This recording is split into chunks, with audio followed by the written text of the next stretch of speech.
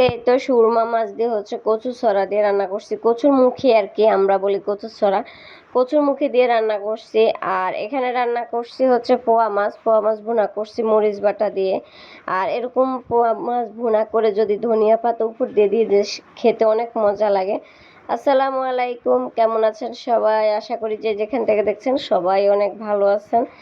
তো এখানে সুরমা মাছ দিয়ে আজকে কচুর মুখী দিয়ে রান্না করব।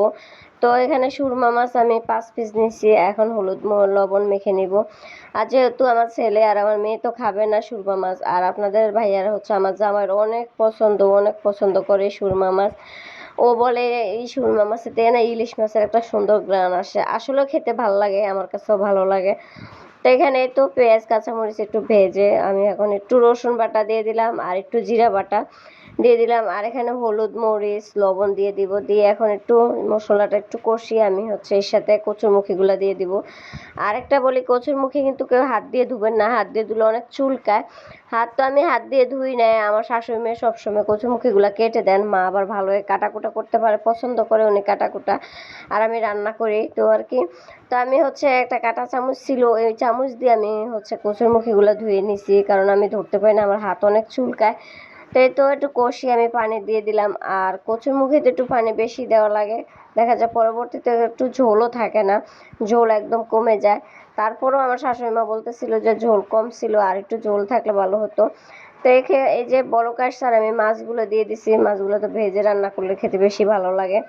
তো মাছ দিয়ে আমি আর একটু ঢাকনা দিয়ে রেখে দিব। আর কচুরমুখীগুলো না একদম তাড়াতাড়ি সিদ্ধ হয়ে গেছে সুন্দর করে। আর এখানে আবার আমার শাশুড়ি মা বাড়িতে মাছ নিয়ে আসছে, পোয়া মাছ, তো উনি পোয়া মাছ নিছিল। তো এখন চুলা যেহেতু রান্না হইতেছে, তো আমি এখান দিয়ে মাছগুলা কেটে নিব। অল্প মাছ, আধা কেজি মাছ কাটতে বেশি সময় লাগে না, আর পোয়া মাছ কাটাতে একদম সহজ, বেশি একটা টাইম লাগে না। তো এই যে আমি কেটে নিলাম, কেটে এখন ধুয়ে নিব, এখন ফ্রিজে রেখে দিব। এগুলো আজকে আর রান্না করবো না, যেহেতু আজকে তো রান্না করে এনেছি। এই তো এখানে সুরমা মাছ দিয়ে কচুরমুখী দিয়ে রান্না হয়ে গেছে।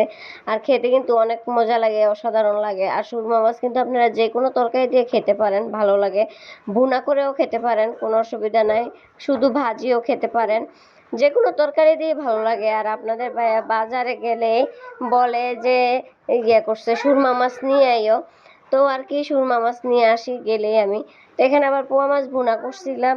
তো পোয়া মাছে যে ধনিয়া পাতা দিয়ে দিলাম, ধনিয়া পাতা দিয়ে তুলে নিব। আমি বাটা মরিচ দিয়ে পোয়া মাছগুলো ভুনা করছি, বাটা মরিচ দিয়ে না। পুরো পোয়া মাছ বা যে কোনো মাছ ভুনা করলে খেতে অনেক মজা লাগে, অসাধারণ লাগে। তো যাই হোক, এখানে আবার কাঁঠালে বিচি দিয়ে মাছ দিয়ে রান্না করব। তো এই যে চিচিঙ্গা দিয়ে কাঁঠালে বিচি দিয়ে। তো ভিডিওটা কেমন লাগে অবশ্যই লাইক কমেন্ট শেয়ার করবেন। সবাই ভালো থাকবেন, আল্লাহ হাফেজ।